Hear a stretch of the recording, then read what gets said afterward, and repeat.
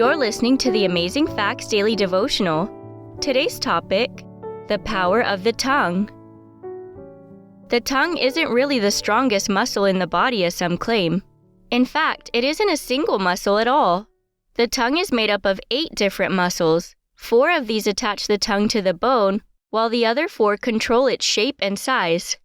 The tongue's ability to change its shape, size, and position is an important part of speech.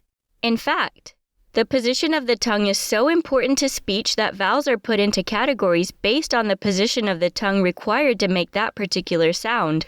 For example, high vowels are vowels that require the tongue to be in a high position in the mouth.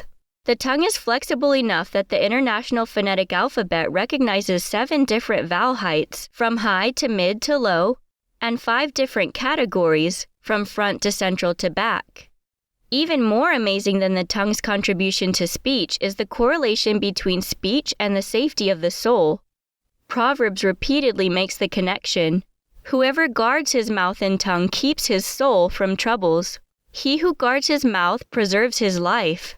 And finally, death and life are in the power of the tongue. Proverbs 21 verse 23, 13 verse 3, and 18 verse 21.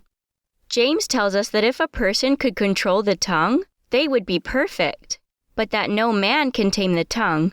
James 3 verses 2 and 8. Jesus tells us that by your words you will be justified, and by your words you will be condemned. Matthew 12 verse 37. But there is hope.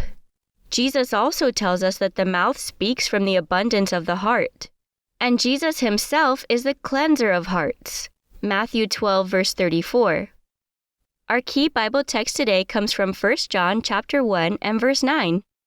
If we confess our sins, he is faithful and just to forgive us our sins and to cleanse us from all unrighteousness. Thank you for listening to the Amazing Facts Daily Devotional.